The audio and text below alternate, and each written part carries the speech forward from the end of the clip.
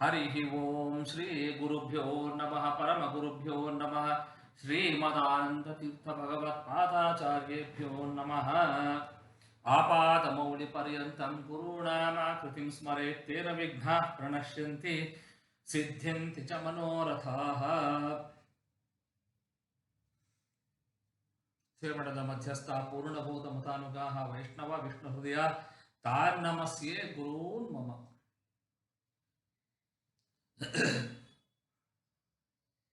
सत्य धर्मस्य शिष्याग्रम मध्वशास्त्र विचक्षणं सत्तर्कांबुज भास्करं तं तिम्मण्णार्यमहं भजे। नमस्तुभ्यं देव प्रणत जनकारुण्यजलधे विधेयि स्वीये मय्य विदुषि दयालेशमनिशं क्षमस्व स्वामिन्मे सकलमपराधं रघुपते न सन्त्याज्यो राज्ये पितृभ्यपराधन्नपि शिशुः पिता मे माता मे गुरुरपि च मे बन्धुरपि मे सखा मे स्वामी मे सकलमपि मे त्वं रघुपते त्वदनन्यं नो जाने तव चरणपादोजस्य पतः त्वमन्तः साक्षी सन्निखिलमपि जानासि भगवन्।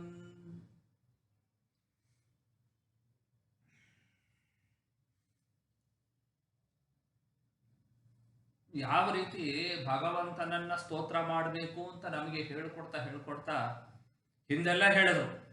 ಸ್ವಯಮೇವ ದಯಾ ಸಿಂಧೋ ಬಂಧೋ ಭವಾಬ್ಧಿಷು ಸೀದತಾಂ ಗಣಯಿತುಮಸೌ ದೋಷೋದ್ರೇಕೋ ಮಮೈಹನ ಶಕ್ಯತೆ. ನನ್ನಲ್ಲಿರೋ ದೋಷ ಎಣಸಕ್ಕಾಗಲ್ಲ, ನಿನ್ನಲ್ಲಿರೋ ಗುಣ ಎಣಸಕ್ಕಾಗಲ್ಲಪ್ಪ ಸ್ವಾಮಿ. ಅಷ್ಟು ದೋಷ ಭೂಯಿಷ್ಠ ನಾನು, ಅಷ್ಟು ಗುಣಪೂರ್ಣ ನೀನು ಅಂತ ಹಿಂದೆಲ್ಲ ಪ್ರಾರ್ಥನೆ ಮಾಡಿದ್ರು. ಈಗ ಮುಂದೆ ಅದನ್ನೇ ಮುಂದುವರಿಸ್ತಾ ಹೇಳ್ತಾರೆ. ಮೋಹಾವರ್ತ ಭಯಾನಕೆ ಪರಧನ ಸತ್ಕಾಮಿನಿ ಕರ್ದಮೆ ಲೋಭ ಕ್ರೋಧ ತಿಮಿಂಗಲೇ ಚ ವಿವಿಧ ಕ್ಲೇಶೋರ್ಮಿಮಾಲ ಕುಲೇ ದುರ್ವಾರೇಂದ್ರಿಯ ತೀವ್ರ ವೇಗ ವಿಷಮೇ ಸಂಸಾರ ಪಾಥೋ ನಿಧೌ ಸೇದಂತಂ ಕರುಣಾನಿಧೇ ರಘುಪತೆ ಮಾಮುದ್ಧರೈಕಾಖಿನಂ. ಒಂಥರ ಬಹಳ ಆರ್ತರಾಗಿ ಪ್ರಾರ್ಥನೆ ಮಾಡ್ತಾ ಇದ್ದಾರೆ ಕಾಶಿಯಾಚಾರ್ಯ. ಮಾಮುದ್ಧರ ಏಕಾಕಿನಂ, ನಾನು ಏಕಾಕಿ, ಯಾರೂ ಇಲ್ಲ ನನಗೆ, ಬಂಧು ಬಳಗ ಅವರು ಯಾರೂ ಇಲ್ಲ, ಎಲ್ಲ ನೀನೇ ನನ್ನನ್ನು ಉದ್ಧಾರ ಮಾಡಬೇಕೆ ಹೊರತು ಇನ್ಯಾರಿಗೂ ನನ್ನನ್ನು ಉದ್ಧಾರ ಮಾಡುವಂಥ ಶಕ್ತಿನೇ ಇಲ್ಲ. ಮೋಹಾವರ್ತ ಭಯಾನಕೆ ಪರಧನ ಸತ್ಕಾಮಿನಿ ಕರ್ದನಿ. ಮೋಹಾವರ್ತ ಭಯಾನಕೆ, ಮೋಹಾವರ್ತ ಇದೇನಿದೆ ಈ ಪ್ರಪಂಚ, ಈ ಜಗತ್ತು, ಇದರೊಳಗಡೆಗೆ ನಾನು ಮೋಹದಿಂದ ಅದರೊಳಗೆ ಸಿಕ್ಕಾಕೊಂಡ್ಬಿಟ್ಟಿದ್ದೀನಿ. ಭಯಾನಕೆ, ಭಯಂಕರವಾಗಿದೆ. ಆಮೇಲೆ ಪರಧನ ಸತ್ಕಾಮಿನಿ ಕರ್ದಮಿ. ಪರಧನ, ಬೇರೆಯವರು ದುಡ್ಡುಗೆ ಆಸೆ ಪಡ್ತಿದ್ದೀವಿ, ಬೇರೆಯವ್ರಿಗೆ ಹೆಂಡತಿ ಅಂದ್ರೆ ವ್ಯಭಿಚಾರಾದಿ ದೋಷಗಳು, ಇದೆಲ್ಲ ತುಂಬ್ಕೊಂಡ್ಬಿಟ್ಟಿದೆ ನಮ್ಮಲ್ಲಿ. ಲೋಭ ಕ್ರೋಧ ತಿಮಿಂಗಿಲೇ ಚ ವಿವಿಧ ಕ್ಲೇಶೋರ್ಮಿಮಾಲ ಕುಲೆ. ಲೋಭ ಕ್ರೋಧ ಇತ್ಯಾದಿ ಅನೇಕ ದೊಡ್ಡ ಮೃಗಗಳೇನಿದೆ, ಆ ತಿಮಿಂಗಲದಂತಹ ಮೃಗಗಳು ಅದು ನಮ್ಮನ್ನು ನುಂಗುತ್ತಾ ಇದೆ. ಕ್ಲೇಶೋರ್ಮಿಮಾಲ ಕುಲೆ, ಕ್ಲೇಶಗಳ ಊರ್ಮಿ, ಅಲೆ. ಊರ್ಮಿ ಅಂದ್ರೆ ಅಲೆ. ಆ ಅಲೆ ಒಂದೇ ಸಮ ಬರ್ತಾ ಇದೆ. ಆ ಅಲೆಗಳು ಏನು ನಮ್ಮನ್ನ ನುಂಗಲಿಕ್ಕೆ ಬರ್ತಾ ಇದೆ, ಎಂಥ ಅಲೆಗಳು? ಲೋಭ ಕ್ರೋಧ ಮೋಹ ಇತ್ಯಾದಿ ದೋಷಗಳಿಂದ ಇರತಕ್ಕಂಥ ಈ ಅಲೆಗಳು ನಮ್ಮನ್ನು ನುಂಗಲಿಕ್ಕೆ ಬರ್ತಾ ಇದೆ. ದುರ್ವಾರೇಂದ್ರಿಯ ತೀವ್ರ ವೇಗ ವಿಷಮೇ ಸಂಸಾರ ಪಾಥೋ ನಿಧೌ. ಇಂದ್ರಿಯಗಳು ಯಾವಾಗಲೂ ದುರ್ವಾರ, ಕೆಟ್ಟದ್ದನ್ನೇ ಬಯಸ್ತಾ ಇದೆ. ವಿಷಮಿ ತೀವ್ರ ವೇಗ ವಿಷಮೇ ಸಂಸಾರ ಪಾಥೋ ನಿಧೌ. ಈ ಸಂಸಾರದಲ್ಲಿ ಇಷ್ಟು ನಾವು ಒದ್ದಾಡ್ತಾ ಇದ್ದೀವಿ.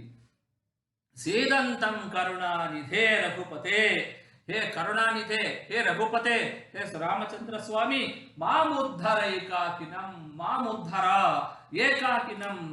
ಈ ಎಲ್ಲ ಶತ್ರುಗಳ ಅಂತರಂಗದಲ್ಲಿರುವಂತಹ ಎಲ್ಲ ಶತ್ರುಗಳ ಜೊತೆ ಹೊಡೆದಾಡ್ತಾ ಇರತಕ್ಕಂತಹ ನನ್ನನ್ನ, ಏಕಾಂಗಿಯಾಗಿರುವಂತಹ ನನ್ನನ್ನ ಉದ್ಧರ, ಮಾಮುದ್ಧರ, ನನ್ನನ್ನು ಉದ್ಧಾರ ಮಾಡು, ನನ್ನನ್ನು ಏನಾದರೂ ಮಾಡಿ ಈ ಪ್ರಪಂಚದಿಂದ ಈ ಊರ್ಮಿಮಾನ ಕುಲೆ ಇದೇನಿದೆ ತಿಮಿಂಗಲ ಏನಿದೆ ಲೋಭ ಕ್ರೋಧ ಇತ್ಯಾದಿಗಳನ್ನು ಹೇಳುವಂತಹದ್ದು ಅಂತಹ ಈ ಊರ್ಮಿಮಾಲ ಕುಲೆ ಈ ಅಲೆಗಳಿಂದ ನನ್ನನ್ನು ಪಾರು ಮಾಡು.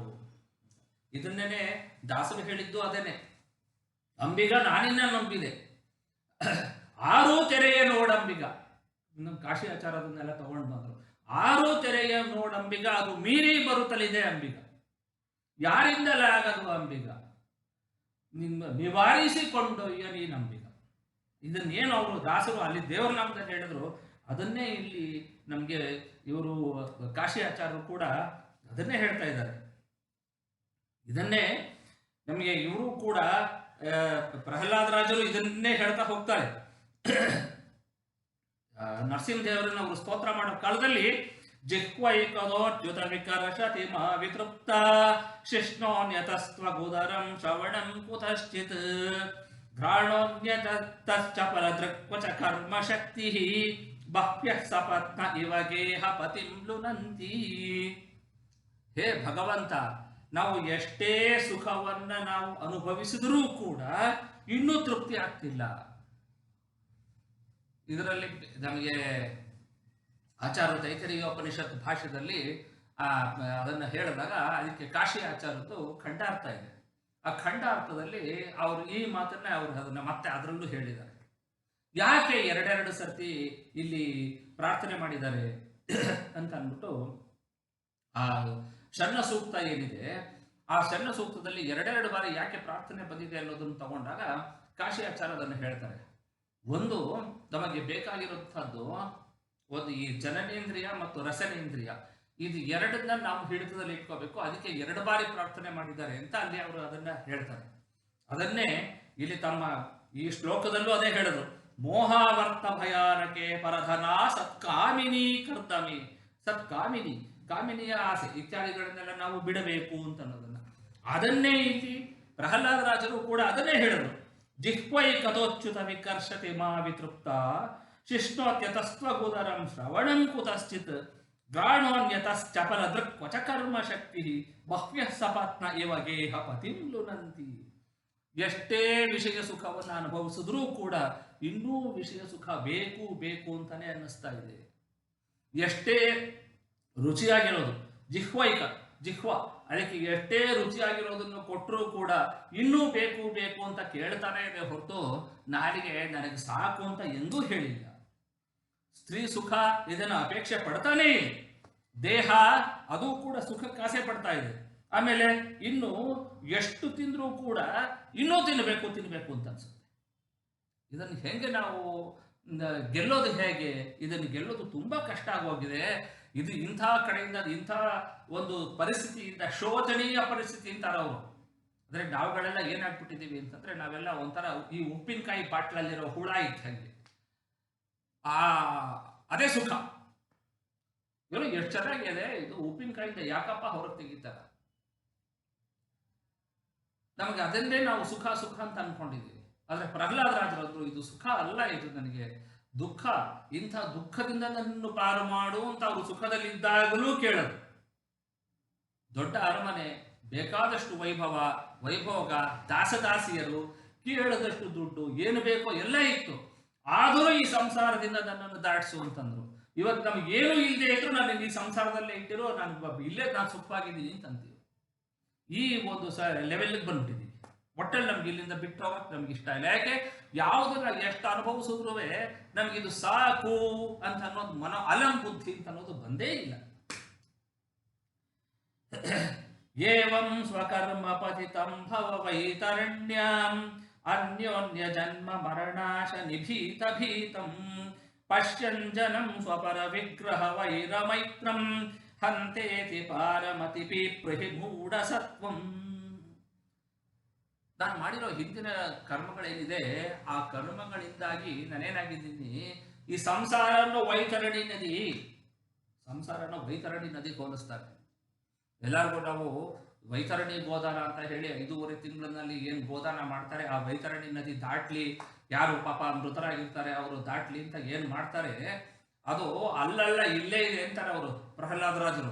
ಈ ಸಂಸಾರನೇ ದೊಡ್ಡ ವೈತರಣಿ ನದಿ, ಈ ವೈತರಣಿ ನದಿಯಿಂದ ನನ್ನನ್ನು ಉದ್ಧಾರ ಮಾಡೋ, ನನ್ನನ್ನು ಹೊರಗೆ ತಗೊಂಬ.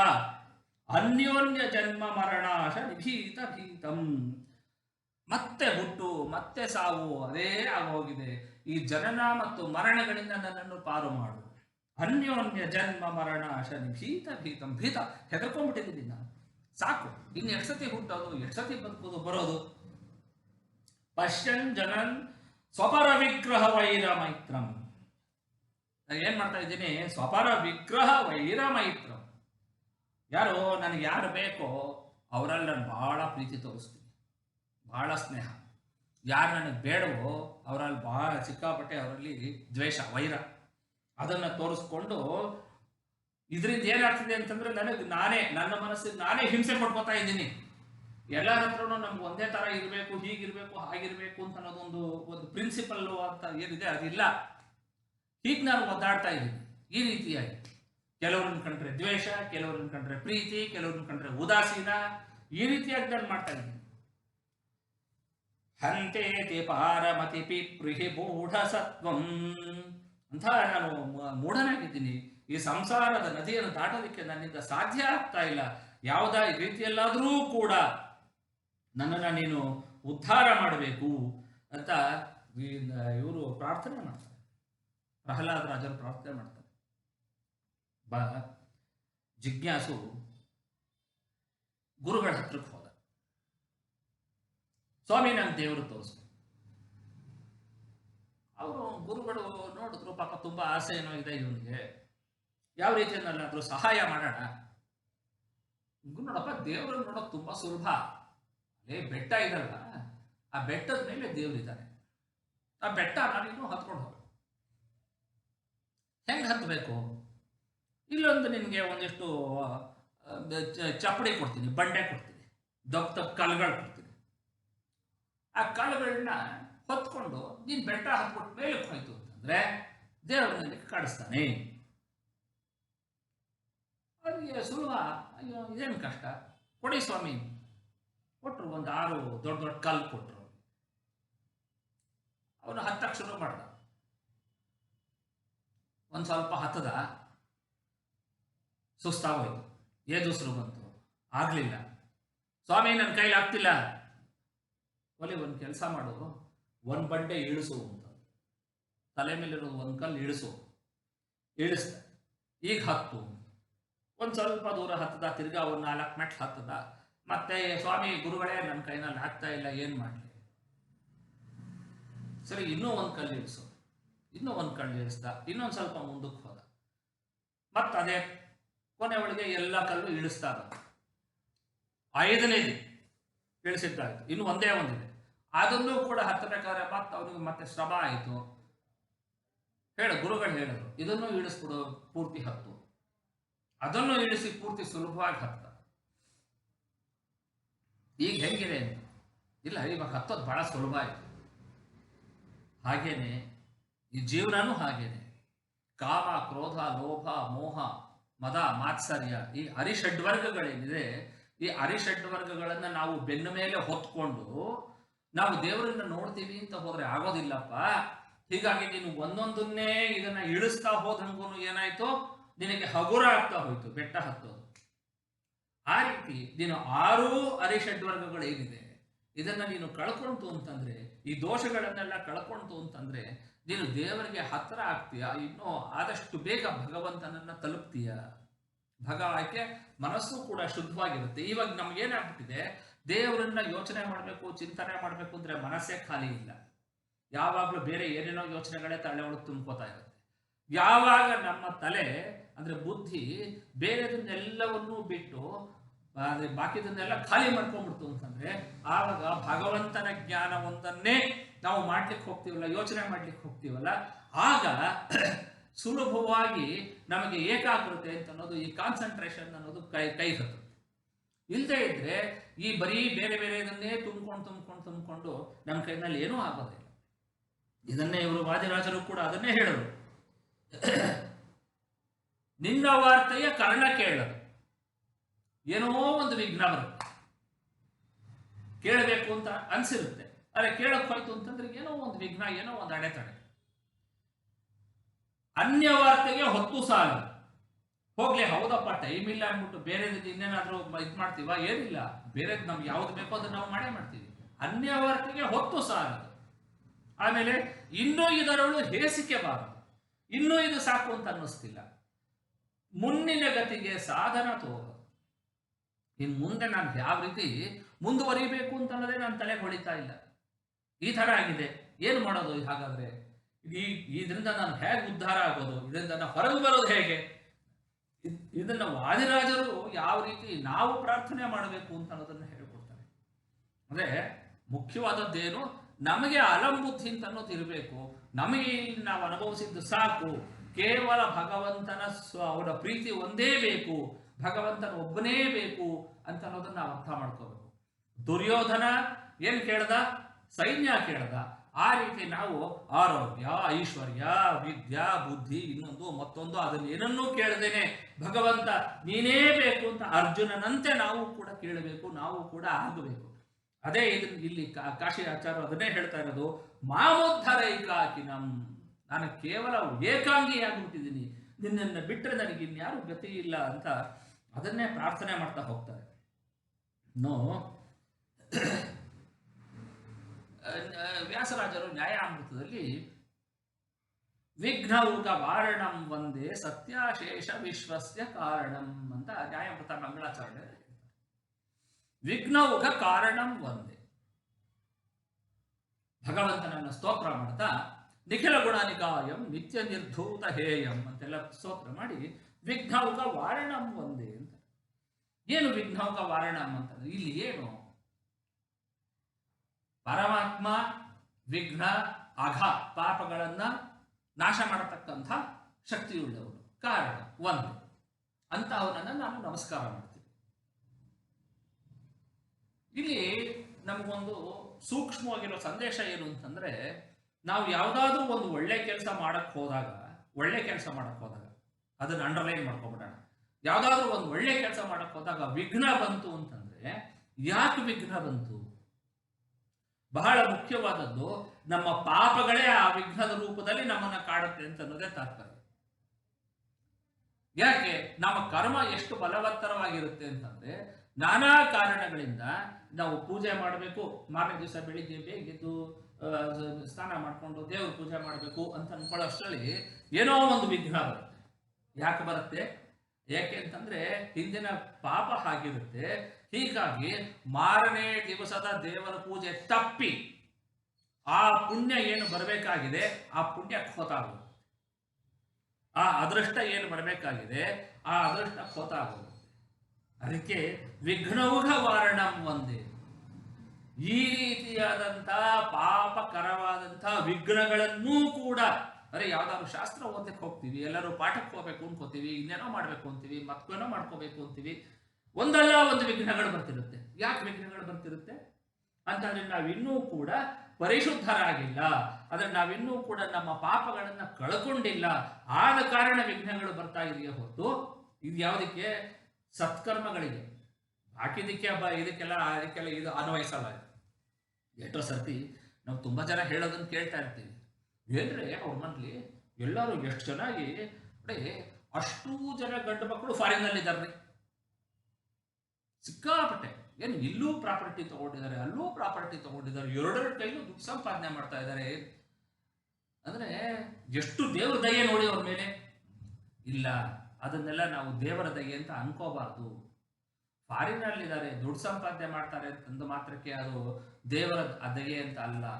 ಯಾವಾಗ ನಮಗೆ ಸತ್ಕರ್ಮಗಳಲ್ಲಿ ಆಸಕ್ತಿ ಹುಟ್ಟತ್ತೋ ಆಗ ಭಗವಂತನ ಮತ್ತು ನಮಗಿಂತ ಈ ಮೇಲಿರತಕ್ಕಂಥ ಉತ್ತಮಾಧಿಕಾರಿಗಳ ಆಶೀರ್ವಾದ, ಗುರು ಹಿರಿಯರ ಆಶೀರ್ವಾದ ನಮ್ಮ ಮೇಲೆ ಆಗ್ತಾ ಇದೆ ಅಂತ ನಾವು ತಿಳ್ಕೋಬೇಕೇ ಹೊರತು ಅದನ್ನ ಬಿಟ್ಬಿಟ್ಟು ಅವ್ರು ಎಲ್ಲೋ ಫಾರಿನ್ ಹೋದ್ರು, ಅದೇನೋ ಸಿಕ್ಕಾಪಟ್ಟೆ ದುಡ್ಡು ಸಂಪಾದನೆ ಮಾಡಿದ್ರು, ಇನ್ನೇನೋ ಮಾಡಿದ್ರು, ದೇವರ ಅನುಗ್ರಹ ಎಷ್ಟೊಂದಿದೆ ಅಂತ ಅಂಥ ವಿಚಾರಗಳಿಗೆ ನಾವು ಹೇಳೋದಲ್ಲ. ಯಾಕೆ? ದುರ್ಯೋಧನ ಕೇಳಿದಂಗೆ ಆಗ್ಬಿಡುತ್ತದಲ್ಲ. ನಮಗೆ ಬೇಕಿರೋದೇನು? ಕೇವಲ ಭಗವಂತನ ಪ್ರೀತಿ, ಅವನು ನಮಗೆ ಕೊಡತಕ್ಕಂತಹ ಅನಂತ ಸುಖ, ಅಂದರೆ ಮೋಕ್ಷಾದಿ ಪುರುಷಾರ್ಥ. ಜಗನ್ನಾಥದಾಸರಿ ಮಾತು ಹೇಳ್ತಾರೆ, ನೀನು ಕೇಳಲೇಬೇಡ, ಚತುರ್ವೇದ ಪುರುಷಾರ್ಥಗಳನ್ನು ಕೇಳಕ್ ಹೋಗ್ಬೇಡ. ಹಾಗಾದ್ರೆ ಏನನ್ನ ಕೇಳು? ನಿನ್ನ ಭಕ್ತರ ಮಧ್ಯದಲ್ಲಿ ನನ್ನನ್ನು ಹಾಕು ಅಂತ ಅಷ್ಟನ್ನು ಕೇಳ್ಕೊ, ನೀನು ಮೋಕ್ಷನೂ ಕೇಳಬೇಡ ಅಂತ. ಧರ್ಮ, ಅರ್ಥ, ಕಾಮ, ಮೋಕ್ಷ ಈ ಚತುರ್ವಿಧ ಪುರುಷಾರ್ಥಗಳನ್ನು ನೀನು ಕೇಳಲಿಕ್ಕೆ ಹೋಗ್ಬೇಡ. ಅದು ಎಂಥ ಜಗನ್ನಾಥ ಅವ್ರಿಗೆ ಇದರಿಂದಾಗಿ ಅವ್ರಿಗೆ ತಿರುಪತಿಗೆ ಹೋದಾಗ ಅವರಿಗೆ ಪ್ರಾಣ ಹೋಗುವಂತಹ ಸ್ಥಿತಿ ಬಂದಾಗ, ಪ್ರಾಣ ಉತ್ಕ್ರಮಣ ಆಗಿದ್ದಾಗ ವಿಜಯದಾಸರು ಸೂಕ್ಷ್ಮ ರೂಪದಲ್ಲಿ ಬಂದು ಗೋಪಾಲದಾಸರಿಗೆ ಹೇಳಿದ್ರು, ನೀನು ಇವ್ರಿಗೆ ಆಯುರ್ದಾನ ಮಾಡು, ಇವರಿಂದ ಮಹಾ ಬೇಕಾದಷ್ಟು ಕೆಲಸಗಳಾಗೋದಿದೆ ಅಂತ ಹೇಳಿ ಆಯುರ್ದಾನ ಮಾಡಿಸಿದ್ರು ಗೋಪಾಲದಾಸರ ಕೈಲಿ. ಅವಾಗ ಗೋಪಾಲದಾಸರು ಏನಂತ ಹೇಳಿದ್ರು, ಎನ್ನ ಭಿನ್ನಪ ಕೇಳು ಧನ್ವಂತ್ರಿ ದಯ ಮಾಡು, ಸಣ್ಣವನು ಇವ ಕೇವಲ. ಹೇ ಧನ್ವಂತ್ರಿ ಭಗವಂತ, ನೀನು ದಯ ಮಾಡು ಸ್ವಾಮಿ ಅಂತ. ಯಾಕೆ? ಬನ್ನಪಡಿಸುವ ರೋಗವನ್ನು ಮೋಚನ ಮಾಡಿ ಚೆನ್ನಾಗಿ ಪಾಲಿಪುದ ಕರುಣಿ. ಈ ರೋಗದಿಂದ ಇವರಿಗೆ ಏನೀಗ ಅನುಭವಿಸ್ತಿದ್ದಾರೆ, ಹೊಟ್ಟೆ ನೋವು ಇತ್ಯಾದಿ ಏನಿದೆ ಅದನ್ನ ಅದರಿಂದ ಹೊರಗಡೆ ತಗೊಂಡು ಬಂದು ಅದರಿಂದ ಅವರಿಗೆ ಮುಕ್ತಿ ಕೊಡು, ಆ ನೋವಿನಿಂದ ಮುಕ್ತಿ ಕೊಡು. ಇಲ್ಲಿ ಬಹಳ ಮುಖ್ಯವಾದಂತಹ ಅಂಶ ಹೇಳ್ತಾರೆ, ಆರೋಗ್ಯ, ಆಯಸ್ಸು, ಐಶ್ವರ್ಯವೆಂಬ ಈ 3 ವಿಧ ವಸ್ತುಗಳು. ಯಾವುದು? ಆರೋಗ್ಯ, ಆಯಸ್ಸು, ಐಶ್ವರ್ಯ. ಯಾವಾಗ? ನಾರಾಯಣನ ಭಜಕರಾದವರ ಸಾಧನೆಗೆ ಪೂರಕವಾಗಿಪ್ಪವು. ಆಯಸ್ಸು, ಆರೋಗ್ಯ, ಐಶ್ವರ್ಯ ಭಗವಂತನ ಸಾಧನೆಗೆ ಪೂರಕವಾಗಿದ್ದರೆ ಅದು ಸದುಪಯೋಗ. ಒಂದು ವೇಳೆ ಅದಕ್ಕೆ ಅದು ಪೂರಕವಾಗಿಲ್ಲದಿದ್ದರೆ ಅದು ವೇಸ್ಟ್. ಅದನ್ನೇ ಇಲ್ಲಿ ಗೋಪಾಲದಾಸರು ತಮ್ಮ ದೇವರ ನಾಮದಲ್ಲಿ ಅದನ್ನೇ ಹೇಳ್ತಾರೆ, ಆರೋಗ್ಯ, ಆಯಸ್ಸು, ಐಶ್ವರ್ಯ ಈ 3 ಕೂಡ ಯಾವುದಕ್ಕಿರಬೇಕು? ಈ 3 ವಿಧ ವಸ್ತುಗಳು ನಾರಾಯಣನ ಭಜಕರಾದವರ ಸಾಧನೆಗೆ ಪೂರಣವಾಗಿಪ್ಪವು. ಆ ಸಾಧನೆಯನ್ನ ಮಾಡಿಸತಕ್ಕಂಥದ್ದಿದೆಲ್ಲ ಅಂಥದ್ದು ಯಾವುದು? ಈ 3 ಕೂಡ. ಆದರೆ ಎಲ್ಲಿಂದ ಹೋಗುತ್ತೆ? ಘೋರ ವಿಭಿಚಾರ ಪರನಿಂದೆ ಪರವಿತ್ತಾಪಹಾರ ಮಾಡಿದ ದೋಷದಿ ದರಿದ್ರರಾಗುವರು ಈ 3 ವಿಧದಿಂದಲೇ. ಯಾತ್ರಿಂದ ಘೋರ ವ್ಯಭಿಚಾರ ಪರನಿಂದೆ, ಬೇರೆಯವರನ್ನ ಬಾಯಿಗೆ ಬಂದಂಗೆ ಬೈಯೋದು. ಪರವಿತ್ತಾಪಹಾರ, ಬೇರೆಯವರ ಆಸ್ತಿ ದುಡ್ಡು ಕಾಸನ್ನ ಹೊಡೆಯೋದು. ಆಮೇಲೆ ಈ ಥರ ಮಾಡಿರೋದ್ರಿಂದ ವ್ಯಭಿಚಾರ, ಇದನ್ನೆಲ್ಲ ಮಾಡಿರೋದ್ರಿಂದ ಏನಾಗುತ್ತೆ? ಅವರು ದರಿದ್ರರಾಗ್ತಾರೆ. ಈ 3 ದಿನದಿಂದ ಅವರೇ ದರಿದ್ರರಾಗ್ತಾರೆ. ಅವ್ರಿಗೆ ಆಯಸ್ಸು ಕ್ಷೀಣ ಆಗೋದಕ್ಕೆ ಇದೇ ಕಾರಣ.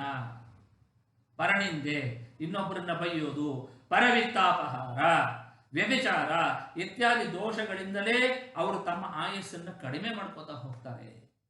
ಆ ಪಾಪಗಳು ಅವರನ್ನ ಬಿಡೋದಿಲ್ಲ ಅಂತ ಇದನ್ನೇ ಅವ್ರು ಹೇಳ್ತಾರೆ. ಅಲ್ಲಿ ಏನ್ ಹೇಳಿದ್ದಾರೆ ಅದನ್ನೇ ಇಲ್ಲಿ ನಮ್ಮ ಕಾಶಿಯಾಚಾರ್ಯ ಅಂದ್ರು, ಮೋಹಾವರ್ತ ಭಯಾನಕೆ ಪರಧನ ಸತ್ಕಾಮಿನಿ ಕರ್ದಮಿ.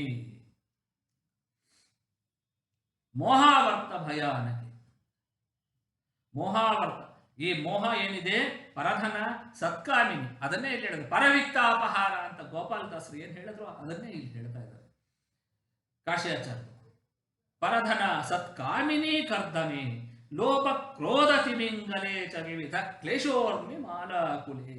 ಲೋಭ, ಕ್ರೋಧ ಇತ್ಯಾದಿಗಳೆಂಬ ಈ ತಿಮಿಂಗಲಗಳು ನನ್ನನ್ನು ನುಂಗುತ್ತಾ ಇದೆ. ಆ ತಿಮಿಂಗಲಗಳಿಂದ ನನ್ನನ್ನು ಪಾರು ಮಾಡು. ದುರ್ವಾರೇಂದ್ರಿಯ ತೀವ್ರ ವೇಗ ವಿಷಮೇ ಸಂಸಾರ ಪಾಥೋ ನಿಧೌ. ಸಂಸಾರ ಪಾಠ, ಈ ಸಂಸಾರದಲ್ಲಿ ನಾವು ಇಲ್ಲೇ ಒದ್ದಾಡ್ತಾ ಇದ್ದೀವಿ. ಅದನ್ನ ನೀನು ಯಾವ್ದಾರು ರೀತಿಯಲ್ಲಿ ನಮ್ಮನ್ನ ನೀನು ಉದ್ಧಾರ ಮಾಡು. ಯಾಕೆ? ನೀನೇ ಸರ್ವತಂತ್ರ ಸ್ವತಂತ್ರವಾಗಿರತಕ್ಕಂಥವನು. ಈ ಕೆಲವರು ಢಂಬಾಚಾರ ಮಾಡ್ತಾರೆ. ಆ ಢಂಬ ಅದನ್ನೆಲ್ಲ ಮಾಡಬಾರದು. ಅದನ್ನು ಕೂಡ ಪ್ರಹ್ಲಾದರಾಜರು ಪ್ರಾರ್ಥನೆ ಮಾಡ್ತಾರೆ ಭಗವಂತನಲ್ಲಿ. ಯನ್ಮೈಥುನಾದಿ ಗೃಹಮೇತಿ ಸುಖಂ ಹಿ ತುಚ್ಛಂ ಕಂಡು ಯನೇನ ಕರಯೋರಿವ ದುಃಖ ದುಃಖಂ ತೃಪ್ಯಂತಿ ದೇಹ ಕೃಪಣ ಬಹು ದುಃಖ ಭಾಜ ಕಂಡೂತಿ ವನ್ ಮನಸಿಜಂ ವಿಷಹೇತ ಧೀರ. ಗೃಹಸ್ಥರು ಅಪೇಕ್ಷೆ ಮಾಡುವಂಥ ಸುಖಗಳೇನಿದೆ ಅದು ಆ ಸುಖ ಅಂತ ಅನ್ಕೋತೀವಿ. ಆ ಸುಖದ ವೇಷದಲ್ಲಿರ್ತಕ್ಕಂಥ ದುಃಖ ಅದು ಮತ್ತಷ್ಟು ದುಃಖನೇ ಕೊಡ್ತಾ ಹೋಗುತ್ತೆ. ದೇಹ ಪೋಷಣೆ, ತಮ್ಮ ದೇಹನ ಪೋಷಣೆ ಮಾಡ್ಕೋಬೇಕು, ಹಾಗಿರ್ಬೇಕು ಹೀಗಿರ್ಬೇಕು ಅಂತ ಏನೇನೋ ಬಹಳ ಕಷ್ಟಪಟ್ಟು ಏನೇನು ಮಾಡ್ತಾರೆ, ಅದು ಕೂಡ ಎಲ್ಲ ದುಃಖನೇ ಕೊಡ್ತಾ ಹೋಗುತ್ತೆ. ತೃಪ್ಯಂತಿ ದೇಹ ಕೃಪಣ ಬಹು ದುಃಖ ಭಾಜ. ಆದ್ದರಿಂದ ಕಂಡು ಮೂತಿವನ್ ಮನಸಿಜಂ ವಿಷಹೇತ ಧೀರ. ಧೀರನಾಗಿರ್ತಕ್ಕಂಥವನು ಈ ಸುಖ ಏನಿದೆ, ಸ್ತ್ರೀ ಸುಖಾದಿಗಳಿರಲಿ ಅಥವಾ ದೇಹ ಪೋಷಣಾದಿಗಳಿರಲಿ, ಇದನ್ನೆಲ್ಲನೂ ಪರಿತ್ಯಾಗ ಮಾಡಬೇಕು. ಪರಿತ್ಯಾಗ ಮಾಡಬೇಕು ಅಂತಂದ್ರೆ ದೈಹಿಕ ಸುಖಕ್ಕೋಸ್ಕರ ನಾವು ಒದ್ದಾಡಬಾರ್ದು, ಹೊಡೆದಾಡಬಾರ್ದು ಅಂತ ಉದ್ದೇಶ ಇಲ್ಲಿ. ಅದೇ ತರ ಇನ್ನು ಕೆಲವರು ಧಾರ್ಮಿಕ ಜೀವನ, ಮೌನ ವ್ರತ ಶ್ರುತ ತಪೋಧ್ಯ ಯನಸ್ವಧರ್ಮ ವ್ಯಾಖ್ಯಾರಹೋ ಜಪ ಸಮಾಧಯ ಅಪಾವರ್ಗ್ಯಾ ಪ್ರಾಯ ಪರಂ ಪುರುಷತೆ ತ್ವಜಿತೇಂದ್ರಿಯಾಣಾಂ ವಾರ್ತಾ ಭವಂತ್ಯುತ ನವಾತ್ರತು ಢಾಂಬಿಕಾನ. ಮೌನ ಇದು ವ್ರತ, ಅನೇಕ ವ್ರತಗಳನ್ನು ಮಾಡ್ತಾರೆ, ಮೌನವಾಗಿರುವಂಥದ್ದು ಇತ್ಯಾದಿಗಳೆಲ್ಲ ಮಾಡ್ತಾರೆ. ಶಾಸ್ತ್ರ ಶ್ರವಣ ಇದನ್ನು ಕೇಳ್ತಾರೆ. ತಪಸ್ಸು, ಅಧ್ಯಯನ, ಸ್ವಧರ್ಮ, ವ್ಯಾಖ್ಯಾನ, ಏಕಾಂತದಲ್ಲಿ ಹರಿಭಜನೆ ಇದನ್ನೆಲ್ಲ ಮಾಡ್ತಾ ಹೋಗ್ತಾರೆ. ಜಪ, ಧ್ಯಾನ ಇತ್ಯಾದಿಗಳನ್ನೆಲ್ಲ ಏನು ಆಚರಣೆ ಮಾಡ್ತಾ ಹೋಗ್ತಾರೆ. ಇವರುಗಳು ಇಂದ್ರಿಯ ನಿಗ್ರಹ ಇಲ್ಲದಿರತಕ್ಕಂತಹವರು ಇದನ್ನೆಲ್ಲ ಮಾಡಿದ್ರೆ ಕೇವಲ ಅದೇನಿದು ಉದರ ವೈರಾಗ್ಯವಿದು ನಮ್ಮ ಪದುಮನಾಭನಲ್ಲಿ ಲೇಷ ಭಕುತಿ. ಮುಸುಕು ಹಾಕಿ ಆಮೇಲೆ ಒಳಗಡೆ ಏನು ಯೋಚನೆ ಮಾಡ್ತಾ ಕೂತ್ಕೊಂಡು, ಬೇರೆ ಹೆಂಡತಿಯರನ್ನ ಯೋಚನೆ ಮಾಡ್ತಾ ಕೂತ್ಕೊಂಡು ಜಪಮಣಿಗಳನ್ನು ಎಣಿಸ್ತಾ ಕೂತ್ಕೊಂಡ್ರೆ ಅದರಿಂದ ಏನಿದೆ ಅಂತ ಉದರ ವೈರಾಗ್ಯವಿದು ಅಂತ ದಾಸರು ಏನು ದೇವರನಾಮ ಮಾಡಿದ್ದಾರೆ ಅದೇ ಅರ್ಥನ ಇಲ್ಲಿ ಪ್ರಹ್ಲಾದರಾಜರು ಇದನ್ನು ಹೇಳಿದ್ದನ್ನೇ ಅಲ್ಲಿ ದಾಸರು ನಮಗೆ ಅರ್ಥವಾಗುವ ಹಂಗೆ ಸುಲಭವಾಗಿ ಮಾಡಿಕೊಟ್ರು. ಹರಿಪ್ರೀತಿಗೋಸ್ಕರ ಇವುಗಳನ್ನು ಅನುಷ್ಠಾನ ಮಾಡಬೇಕೇ ಹೊರತು ಇಂದ್ರಿಯ ನಿಗ್ರಹಾದಿಗಳನ್ನು ಸಂಪಾದನೆ ಮಾಡ್ಕೋಬೇಕೇ ಹೊರತು ಭಗವದ್ಗೀತೆಯಲ್ಲಿ ಭಗವಂತನ ಮಾತು ಅದು ಬರುತ್ತೆ. ಅರೆ ಮನಸ್ಸು ಅನ್ನೋದು ತುಂಬಾ ಚಂಚಲ ಕೃಷ್ಣ, ಅದನ್ನ ನಾನು ಹೆಂಗೆ ಇಡೋದು ನೋಡ್ದು, ದಿನ 1 ನಿಮಿಷ 1 ಸೆಕೆಂಡು ಅಥವಾ 1/4 ಸೆಕೆಂಡು ನಿನ್ನ ಬಗ್ಗೆ ಯೋಚನೆ ಮಾಡಬೇಕು ಅಂತಂದ್ರು ಮನಸ್ಸು ಎಲ್ಲೆಲ್ಲಿಗೂ ಹೋಗುತ್ತಲ್ಲ, ಏನ್ ಮಾಡ್ಲಿ ಅಂದ್ರೆ ಅಭ್ಯಾಸ ಏನತ್ತು ಕವಂತೆಯ, ನಿನ್ನ ಅಭ್ಯಾಸ ಮಾಡ್ತಾ ಹೋಗು, ಅದು ತಾನೇ ಸರಿ ಬರ್ತಾ ಹೋಗುತ್ತೆ. ಇಲ್ಲದೆ ಇದ್ರೆ ನಿನ್ನ ಅಭ್ಯಾಸ ಮಾಡದೇ ಇದ್ರೆ ಹಾಗೆ ಕೂತ್ಕೊಂಡು ಇಂದ್ರಿಯಗಳನ್ನೆಲ್ಲ ಪೂರ್ತಿ ಗೆದ್ದು ಆಮೇಲಿಂದ ಕೊನೆಯವಳೆಗೆ ನಾನು ದೇವರ ಧ್ಯಾನ ಮಾಡ್ತೀನಿ ಅಂತ ಹೊರಟ್ರೆ ಅದಾಗಲ್ಲ. ಚಂಚಲಂ ಪ್ರಮಾತಿನಿ ಬಲವದೃಢಂ. ಬೇರೆ ಕಡೆ ನಮ್ಮ ಮನಸ್ಸನ್ನ ಅದು ಸೆಳಿತಾ ಇರುತ್ತೆ. ಆದರೂ ಕೂಡ ನಾವು ಒಂದ್ ಕಡೆ ಏನ್ ಮಾಡ್ಬೇಕು, ಆ ಮನಸ್ಸನ್ನ ಕಷ್ಟಪಟ್ಟು ಅದನ್ನ ಹಿಡ್ಕೊಂಡ್ಬಂದು ಒಂದ್ ಕಡೆ ಕೂಡಿಸಿ ಒಂದ್ ಸ್ವಲ್ಪ ಹೊತ್ತಾದ್ರೂ ಭಗವಂತನ ಚಿಂತನೆಯನ್ನ ಮಾಡೋದಕ್ಕೆ ಹಾಕೋತಾ ಹೋದ್ರೆ ಅದು ತಾನೇ ಅಭ್ಯಾಸ ಆಗ್ತಾ ಆಗ್ತಾ ಮುಂದಕ್ಕೆ ನಮ್ಮನ್ನ ಮುಂದಕ್ಕೆ ಕೊಂಡೋಗ್ತಾ. ಇಲ್ಲದೆ ಇದ್ರೆ ನಾವು ಅಭ್ಯಾಸ ಎಲ್ಲ ಗೆದ್ದ ಮೇಲೆ ಮಾಡ್ತೀವಿ ಅಂತಂದ್ರೆ ಅದು ಆಗದೆ ಇರೋ ಕೆಲಸ. ಹೀಗಾಗಿ ಪ್ರಯತ್ನ ಅಂತೂ ಶುರು ಮಾಡಿಬಿಡೋಣ, ಆಮೇಲಿಂದ ನೋಡೋಣ. ಭಗವಂತನ ಅನುಗ್ರಹ ಆಗ್ತಾ ಆಗ್ತಾ ತಾನೇ ಸರಿ ಹೋಗ್ತಾವ. ಯಾಕೆ ನೀನು ಭಗವಂತ, ನಿನ್ನ ದಯೆ ಬೇಕು, ನೀನೇ ಸರ್ವತಂತ್ರ ಸ್ವತಂತ್ರ. ಪ್ರಾಣೇಂದ್ರಿಯಾಣಿ ಹೃದಯಂ ಚಿದನುಗ್ರಹಶ್ಚ ಸರ್ವಂ ತ್ವಮೇವ ಸಗುಣೋ ವಿಗುಣಶ್ಚ ಭೂಮನ್. ಭೂಮ ಅದು ನಮ್ಗೆ ಹಿಂದೆ ಬಂತಲ್ಲ, ಭೂಮ ಅಂದ್ರೆ ಪೂರ್ಣನಾಗಿರ್ತಕ್ಕಂಥವನು ನೀನು. ಸಗುಣನಾಗಿರ್ತಕ್ಕಂಥವನು, ನಿನ್ನಲ್ಲಿ ಎಲ್ಲ ಗುಣಗಳು ಇದೆ. ಯಾರಾದ್ರೂ ನಿನ್ನ ನಿರ್ಗುಣ ಅಂತಂದ್ರೆ ಹಾಗಾದ್ರೆ ಭಗವದ್ಗೀತೆಯಲ್ಲಿ ಬಂದಿದೆಯಲ್ಲ, ನಿಸ್ತ್ರೈಗುಣ್ಯೋ ಭವಾರ್ಜುನ ನಿರ್ದ್ವಂದ್ವೋ ನಿತ್ಯ ಸತ್ವಸ್ಥಃ ನಿರ್ಯೋಗ ಕ್ಷೇಮಾತ್ಮವಾನ್. ತ್ರೈಗುಣ್ಯ ವಿಷಯ ವೇದ ನಿಸ್ತ್ರೈಗುಣ್ಯೋ ಭವಾರ್ಜುನ. ತ್ರೈಗುಣ್ಯ ವಿಷಯ ವೇದ. ಇದು ನಿಸ್ತ್ರೈಗುಣ್ಯ ಅಂದ್ರೆ ನಿರ್ಗುಣನಾಗು ಅಂತ ಇಲ್ಲ, ನಿರ್ಗುಣ ಆಗುವಂತಲ್ಲ, ತ್ರಿಗುಣಗಳನ್ನ ಮೀರು. ಅಂದ್ರೆ ಈ ಪ್ರಕೃತಿಯಿಂದ ನಮಗೆ ವಿಕಾರದಿಂದ ಉಂಟಾದಂತಹ ಸಾತ್ವಿಕ ರಾಜಸ ತಾಮಸ ಈ ಗುಣಗಳೇನಿದೆ, ಈ ಗುಣಗಳಿಂದ ನಮಗೆ ಉಂಟಾಗತಕ್ಕಂತಹ ವಿಕಾರಗಳೇನಿದೆ, ಈ ವಿಕಾರಗಳನ್ನ ಮೀರು. ಅಲ್ಲ ಸತ್ವಗುಣನೂ ಮೀರು ಅಂತಿದ್ದೀರಲ್ಲ, ಹಾಗಾದ್ರೆ ಮೋಕ್ಷದಲ್ಲಿ ಅಲ್ಲಿ ಇರತಕ್ಕಂತಹದ್ದು ಶುದ್ಧ ಸತ್ತಾತ್ಮಕವಾದಂತಹ, ಆ ಶುದ್ಧ ಸತ್ತಾತ್ಮಕವಾದದ್ದರ ಮೇಲೆ ಸತ್ವಗುಣನೂ ಇರುತ್ತೆ, ರಜೋಗುಣನೂ ಇರುತ್ತೆ, ತಮೋ ಗುಣನೂ ಇರುತ್ತೆ. ಅದರೊಳಗೆ ಈ 3 ಕೋಟಿಂಗ್ ಅಂತೀವಲ್ಲ, ಆ ಕೋಟಿಂಗ್ ಇರುತ್ತೆ.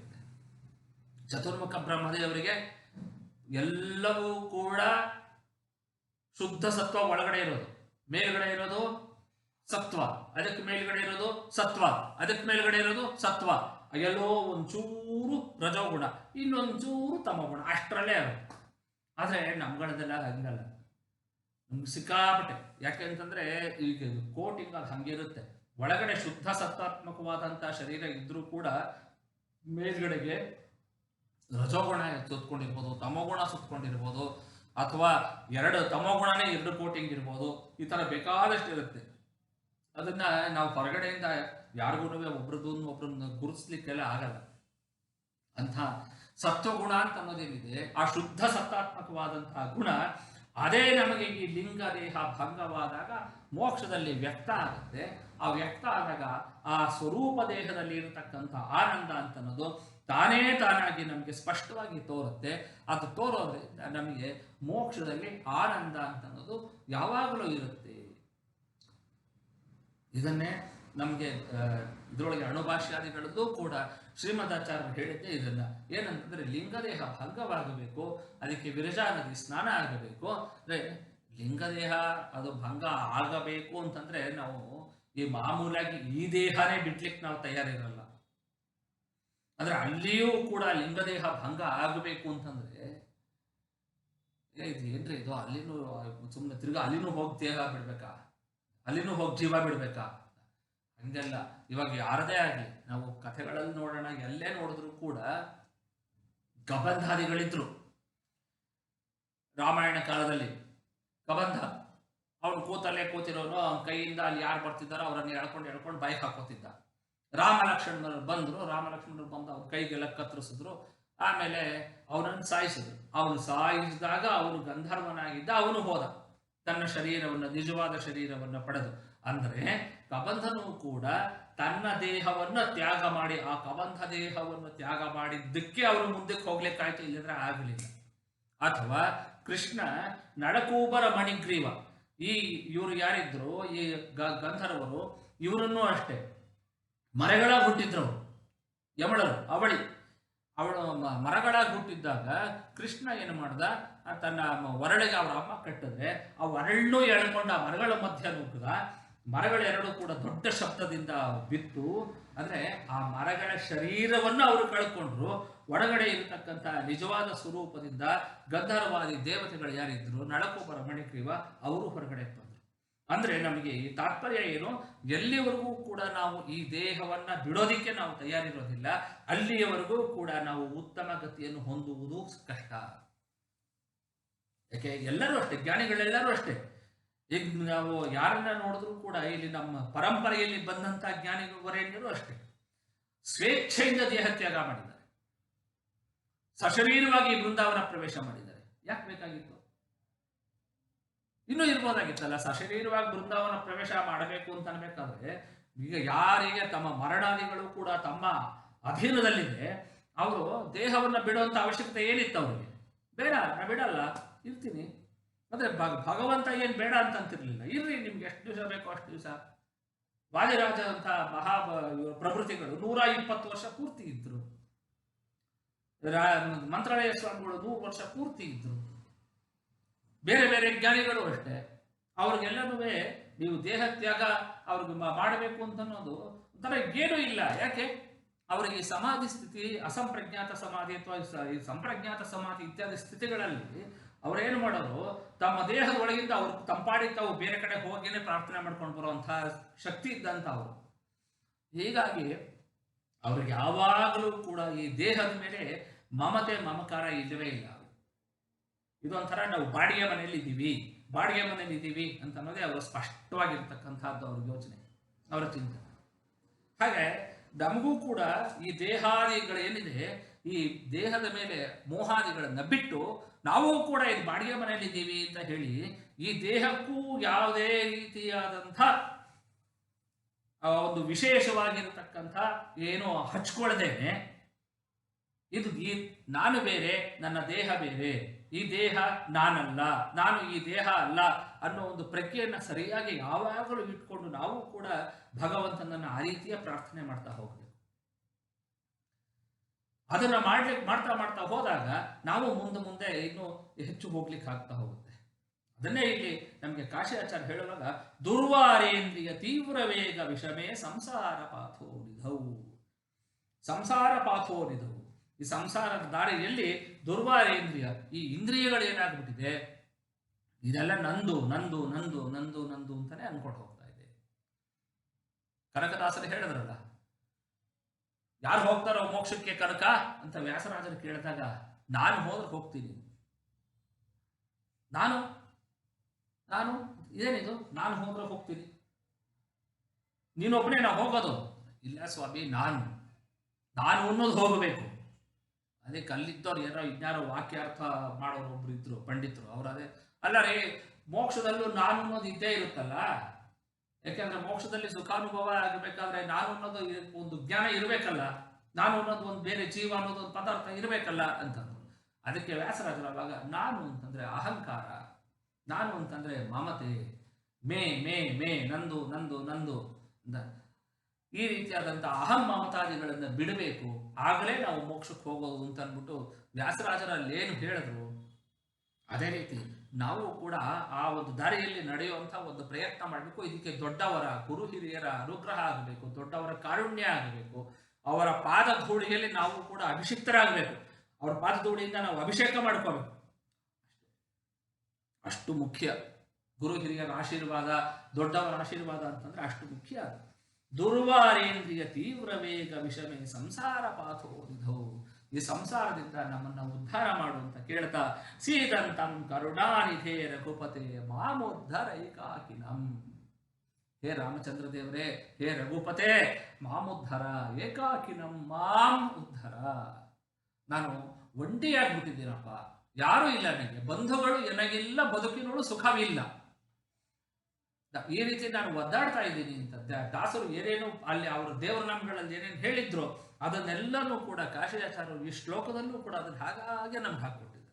ಮಾಮೋದ್ಧಾರ ಏಕಾಕಿನಂ, ಏಕಾಕಿನಂ ನಾನು, ತ್ವಮೇವ ಮಾತಾ ಚ ಪಿತಾ ತ್ವಮೇವ, ತ್ವಮೇವ ಬಂಧುಶ್ಚ ಸಖಾ ತ್ವಮೇವ, ತ್ವಮೇವ ವಿದ್ಯಾ ದ್ರವಿಡಂ ತ್ವಮೇವ, ತ್ವಮೇವ ಸರ್ವಂ ಮಮ ದೇವ ದೇವ. ಏನನ್ನು ಬಿಟ್ಟರೆ ನನ್ನನ್ನು ಉದ್ಧಾರ ಮಾಡುವಂಥವ್ರು ಯಾರೂ ಇಲ್ಲ. ಯಾಕೆಂದ್ರೆ ನೀನು ಅಂಥ ಕರುಣಾಶಾಲಿ, ನೀನು ಅಷ್ಟು ಕರುಣೆ, ನಿಂದು ಅಪಾರ ಕರುಣೆ ಇರತಕ್ಕಂಥವನು, ನನ್ನನ್ನು ಉದ್ಧಾರ ಮಾಡುವಂತ ಕಾಶಿಯಾಚಾರ್ಯರು ಬಗೆ ಬಗೆಯಾಗಿ ಇಲ್ಲಿ ಪರಮಾತ್ಮನನ್ನ ಪ್ರಾರ್ಥನಾ ಮಾಡ್ತಾ ಹೋಗ್ತಾರೆ. ಇಲ್ಲಿ ರಘುಪತೆ ಯಾಕೆ ಕಾಶಿಯಾಚಾರ್ಯರು ಹಯಗ್ರೀವ ದೇವರನ್ನು ಪ್ರತಿಷ್ಠೆ ಮಾಡಿದ್ರು, ರಘುಪತೆ ಅಂತ ಇಲ್ಲಿ ಹೇಳಿದ್ರು, ರಾಮಸ್ತವತಾರ ಅವಳಿಗೆ ಶ್ಲೋಕ ಮಾಡಿದ್ರು. ಇಲ್ಲ, ಒಂದಕ್ಕೊಂದಕ್ಕೆ ಒಂಚೂರು ಎಲ್ಲರೂ ಇರಬೇಕಲ್ಲ. ಅವರ ಚರಿತ್ರೆ ಓದುವಾಗ ಸತ್ಯಧರ್ಮ ತೀರ್ಥ ಶ್ರೀಪಾದಂಗಳವರು ತಾವು ಪೂರ್ವಾಶ್ರಮದಲ್ಲಿ ಪೂಜೆ ಮಾಡ್ತಾ ಇದ್ದಂಥ ರಾಮದೇವರ ಪ್ರತಿಮೆಯನ್ನ ಕೊಟ್ಟಿದ್ರು ಅಂತ ಕಾಶಿ ಪ್ರಾಣೇಶಾಚಾರ್ಯರು ಅವರ ಚರಿತ್ರೆಯಲ್ಲಿ ಬರೀತಾರೆ. ರಾಮದೇವರನ್ನ, ಸೀತಾರಾಮದೇವರನ್ನ ಅವರು ಪೂರ್ವಾಶ್ರಮದಲ್ಲಿ ಪೂಜೆ ಮಾಡ್ತಿದ್ರಂತೆ, ಸತ್ಯಧರ್ಮ ತೀರ್ಥರು ಆಶ್ರಮ ಆಗೋದಕ್ಕೆ ಮುಂಚೆ. ಅದನ್ನ ಕಾಶಿ ಆಚಾರ್ಯರ ಮೇಲೆ ವಿಶೇಷ ಅನುಗ್ರಹ ಮಾಡಿ ಅದನ್ನು ಕೊಟ್ಟಿದ್ರು. ಅದನ್ನೇ ಇಟ್ಕೊಂಡು ಕಾಶಿ ಆಚಾರ್ಯರು ಉಪಾಸನೆ ಮಾಡ್ತಾ ಇದ್ರು.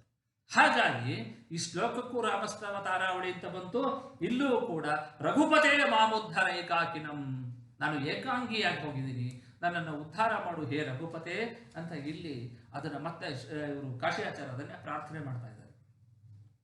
ಮುಂದಿನ ಶ್ಲೋಕದಲ್ಲಿ ಸೋಹಂ ನೂನಂ ಯದಪಿ ವಿಮುಖತ್ವ ಸರ್ಯಪರ್ಯಾನುಷಂಗಾತ್ ಕಾಮಂ ಕಾಮೈರಹ ನಿಭೃತೋಪ್ಯಂ ಹಸಾಂ ಸಂಹತಿಶ್ಚ ತ್ವಂ ತು ಸ್ವಾಮಿನ್ ಸಹಜ ಸರಳೋ ವತ್ಸಲಚ್ಚಿತ್ ಸುಖಾತ್ಮ ಲಕ್ಷ್ಮೀನಾಥಸ್ತಿ ಜಗದವಿತಾ ಮಯ್ಯುಪೇಕ್ಷಾ ಕುತಸ್ತೆ ಅಂತ ಮುಂದಿನ ಶ್ಲೋಕದಲ್ಲಿ ಆಚಾರ್ಯರು ಏನು ಪ್ರಾರ್ಥನೆ ಮಾಡ್ತಾರೆ ಇತ್ಯಾದಿಗಳನ್ನೆಲ್ಲ ಮುಂದಿನ ವಾರ ತಿಳ್ಕೊಳ್ಳುವಂತಹ ಒಂದು ಪ್ರಯತ್ನ ಮಾಡೋಣ.